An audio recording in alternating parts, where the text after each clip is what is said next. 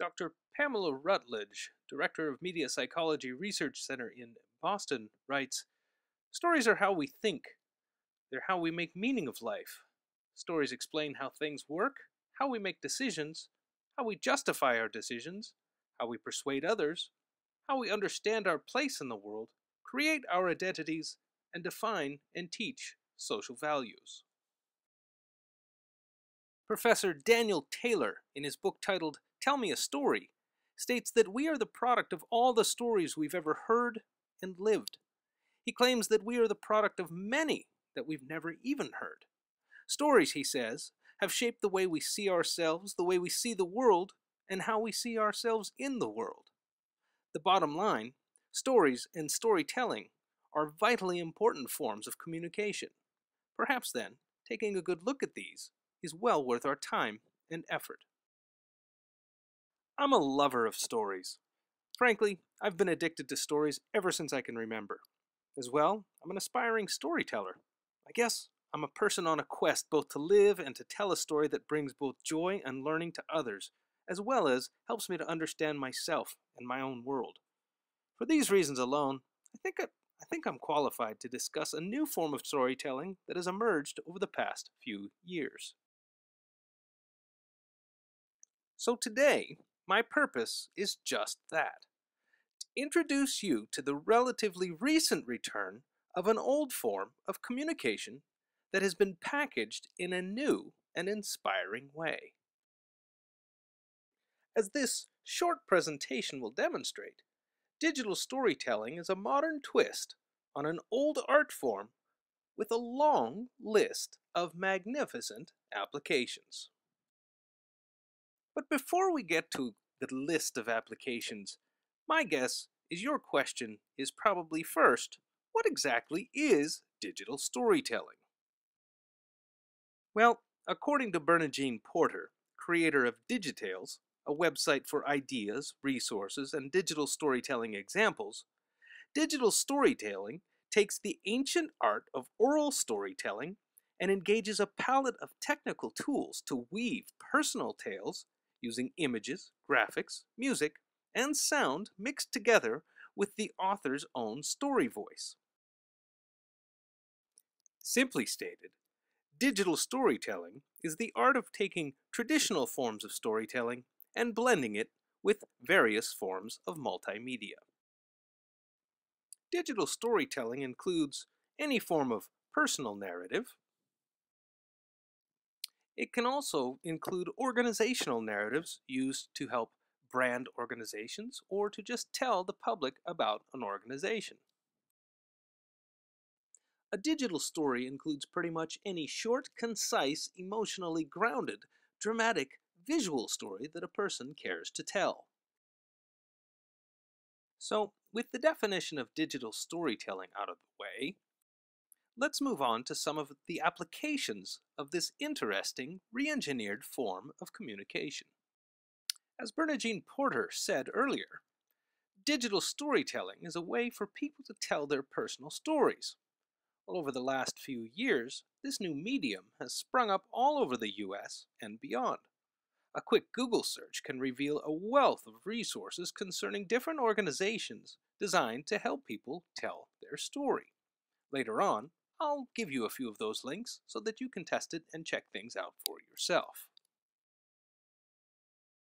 Recently, digital storytelling has emerged also as a tool in psychology and in efforts to help people recover from various things. For example, at the San Francisco Center for Digital Storytelling, classes are now offered to help victims of violence tell stories that help them with their recovery process. Nowadays, elementary school teachers, middle school teachers, as well as high school and university teachers are experimenting with ways to use digital storytelling to help students get engaged in the learning process. As well, digital storytelling has been used to help students develop self-esteem, to learn technical skills, and to more easily understand abstract content. As well, businesses are using different forms of digital storytelling to communicate their identities, as well to enhance their systems training. They're also using digital storytelling to build better teams and to even help improve their team's interpersonal skills.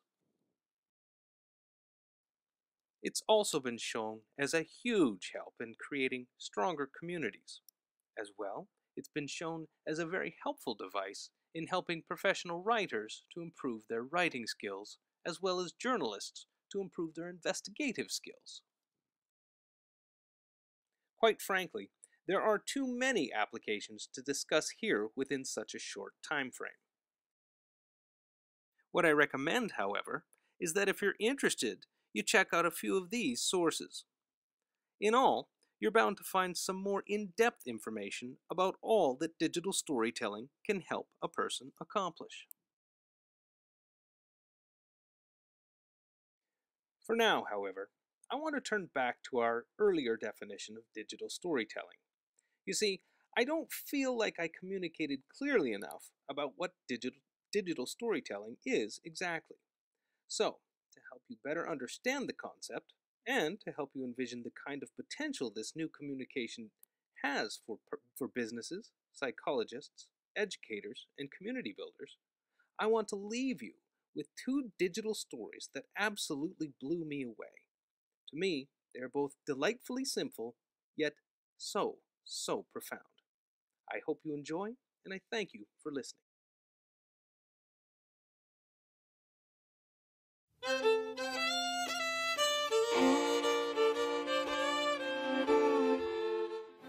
My grandfather spent thousands of hours in his dusty shed, slowly wood-burning lines into cypress, creating exact replicas of things he saw in nature: ducks, crawfish, bass, butterflies, magnolia.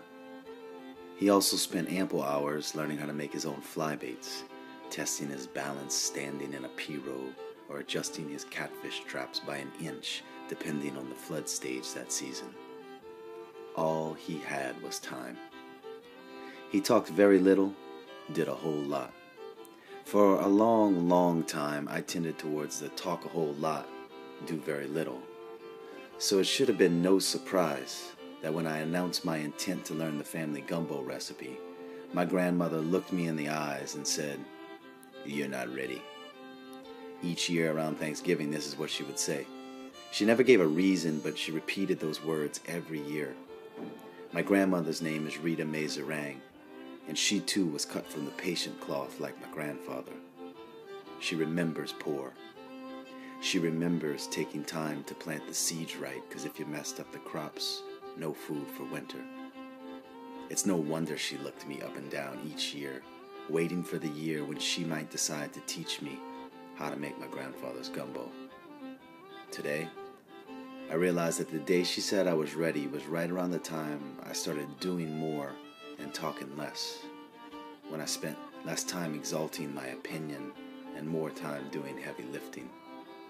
And it really came, I think, when she knew I learned the hard way that you are who you are when no one is looking. It's what you do then that counts. Some lessons take a long time to accept.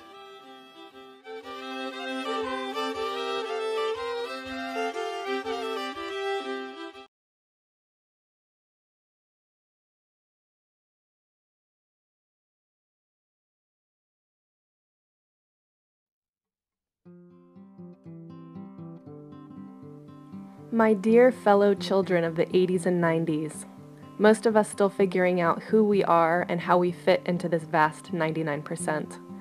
What is this world we're trying to change? Our grandmothers made their children's clothes, knit their sweaters, sewed their shorts. How is this practice so quickly forgotten? Somewhere along the line, we swapped working to live for living to work. Let's become career homesteaders. Let's become career lovers of the world and menders of our own broken hearts.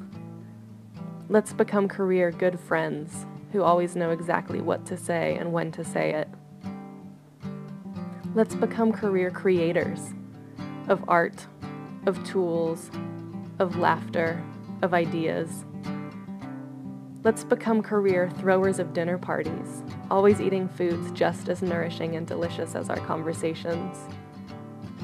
Let's become career savorers of time, meandering through town on our bikes, meditating our canoes downriver, somersaulting across the earth floor with our nieces and brothers.